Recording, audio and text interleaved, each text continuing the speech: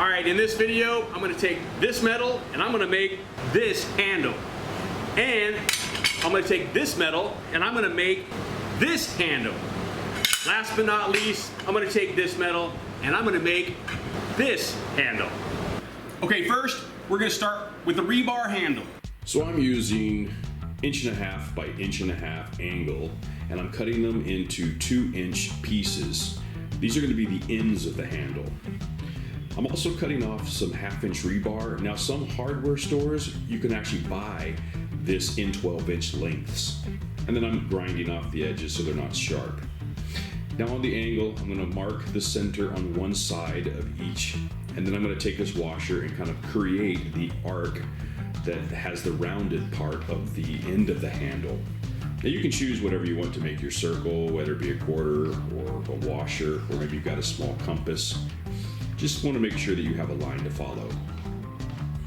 And then I'm kind of connecting the lower corners to the outside edge. That way you have a bit of a tapered, rounded top. Now I'm drilling a pilot hole here, right in the center of that circular section. And then I'm going to re-drill with a 1/2-inch drill bit here, which, as you can see, has had some use. It's not quite. Once that hole is drilled, you want to take an angle grinder. Now this is probably going to be the most universal tool that you have. An angle grinder with a flap wheel that's going to help you grind off the edges of that angle and follow the line of that curve that you created. This is going to give you the contour of the handle bracket. Once you have all of this contoured and cleaned up, and you want to make sure that you use the flap wheel to clean the top and the bottom so that you don't have any burrs or any areas that might cut you. Flip it over, and on the bottom side, opposite of the arch, you want to put 2 holes in it. This is how you're going to attach the bracket to whatever surface that you're going to be attaching the bracket to. I think these holes I made are about 5/30 seconds. So at this point right now, you may be asking yourself, how in the world are you going to put these pieces of metal together? Well, JB Weld, that's what we're going to use. It's probably the least expensive and the best product that I have found to hold metal together. I wouldn't hang a truck from it, but you can definitely make handles with it. So it's a 2-part epoxy that really bonds well if you let it cure the proper amount of time. Let me show you how all this works. So you definitely want to take your hardener and then your resin, and when you undo these, you see it's kind of closed up there. There is a, I guess like for a better word, a pointed nipple in the top of the cap.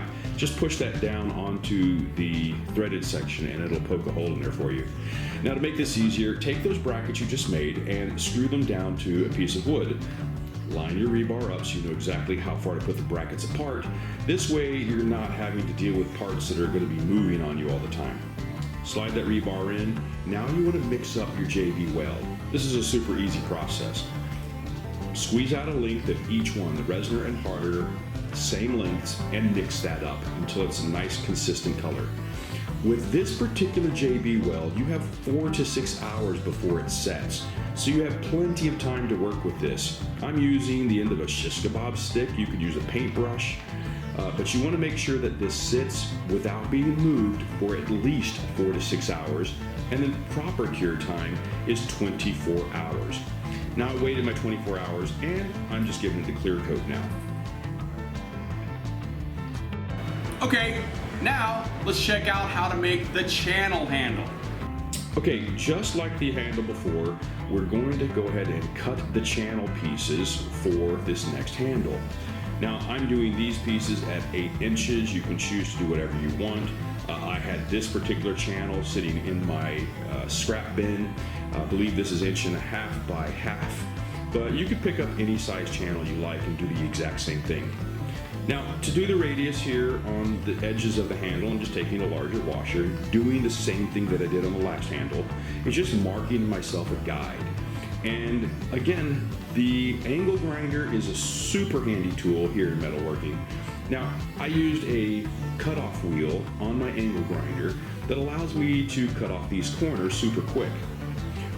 Once I get all the corners off, Now I'm going to flip back to a grinder that has a flap wheel, and I'm going to clamp these together.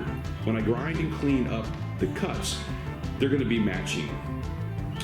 Flip it around, do the exact same thing. You just want to clean up these areas. So now I'm just going to drill some holes right down the center of the channel. I'm only doing this for decoration. And as you can see, I'm using a very high-tech method to space the holes. I never measured anything out on this. It was just kind of a, guesstimate. But the little piece that I'm using there, it's about 1 inch in between each hole. And then the outside holes are going to stay those same sides. I'm switching out a drill bit here right now to go to 3/8. And those are going to be for the holes, as you see, right inside of the small holes. Once the 3/8 holes are drilled, I'm going to change out that bit one more time, and we're going to use a 1/2 inch drill bit in the center hole. Again, this is just for decor. This really has no structural bearing on the handle whatsoever. Once this hole is done, we're going to do the exact same thing we did for the last handle. We're going to squeeze out the equal amounts of resin and hardener for JB Weld and get that mixed up. Now, for this particular channel handle, you want to make sure that you take that JB Weld and you want to be able to put that on the inside of one side of those pieces. Just spread it out, just like peanut butter. And that's kind of the consistency that you're looking at here. It's about a thickness of peanut butter consistency. Once you have this spread out, you want to put the two pieces together and you want to clamp those. Now, whatever clamps you have, I'm using vice grip type clamps. You may have bar clamps. You may have just put them on your table and add weight to those. Wipe off any excess of the resin. And now this is the bottom plate. This is the base plate that you're going to be mounting to your surface. Now, I didn't show cutting this, but this is a piece of 2 inch by 9 or 10 inch flat plate. And as you see, I drilled 3 holes in the center. And whenever you put your epoxy, not only is it going to adhere to the bottom of that channel, but it's going to be squeezed through those 3 holes, and then you can clean that up afterwards, and it'll just give it a little bit more bonding power. Now, just like the top, you put the channel onto the flat plate, and then you want to make sure that you can clamp that.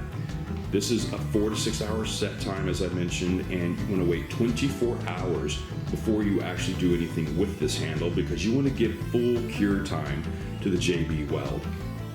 Once that's done, you can go ahead and clean it up and take it outside and get it clear coated, which is what I'm doing right here. And last but not least, the railroad spike handle. And for this particular one, I use this handle a lot on my doors, and usually I weld these, but I'm going to show you how to do it so that you don't have to weld them. Any railroad spike that you get, go ahead and feel around that, because sometimes there are very sharp edges. Now, I'm flattening this side because this is the side that's going to be on the plate. And then also right at the bottom of the spike, you want to make sure you give yourself a little bit of a flat spot there. With the spike clamped to a 1 inch piece of flat stock, go ahead and draw a line where the railroad spike hits the flat bar. Drawing a center line, and now what I'm going to do is do a pilot hole on that line that goes through the flat plate and into the railroad spike. You want to do that on both sides, top and bottom. That's why you want to make sure that you're lined up with the top of your railroad spike. Once that's done, I'm using a 5/32 drill bit, and I'm going into both the flat plate and the railroad spike. That is the size hole that you need in order to do a 1024 tap, which is what I'm doing here. You can tap any thread you want into that, and it will tell you what size drill bit to use. Mine's 5/32 for 1024. Now, just screw those two pieces together. Make sure it's nice and tight. And you're going to do the same thing to the other side. Now, unfortunately, for some reason, my camera wanted to focus in on the table behind the plate, and so what you're seeing is just me putting the screw in after the fact, but it's the exact same process as the other side. Screw it in nice and tight, make sure that it's snug, make sure it's not going anywhere, and then you're going to get your angle grinder again with the cutoff wheel, and you want to go ahead and cut off those bolt heads. Make sure it's flush with the back side of the plate. And that's all for this handle. It's super easy. Basically, you're just screwing a back plate to a railroad spike. Take it outside, give it a quick spray of clear coat, and you're done.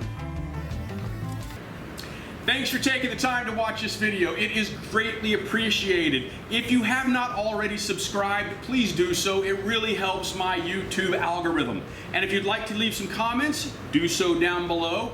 Hit that bell icon as well. That way you get notified for the next videos that I have coming out here on this channel. And a huge shout out to my Patreon supporters, Barry and Marlene Rush, Funkiss Artistic Creations, John Leddington, and Judy Clothier. Thank you so much for your support, and we'll see everyone in the next video.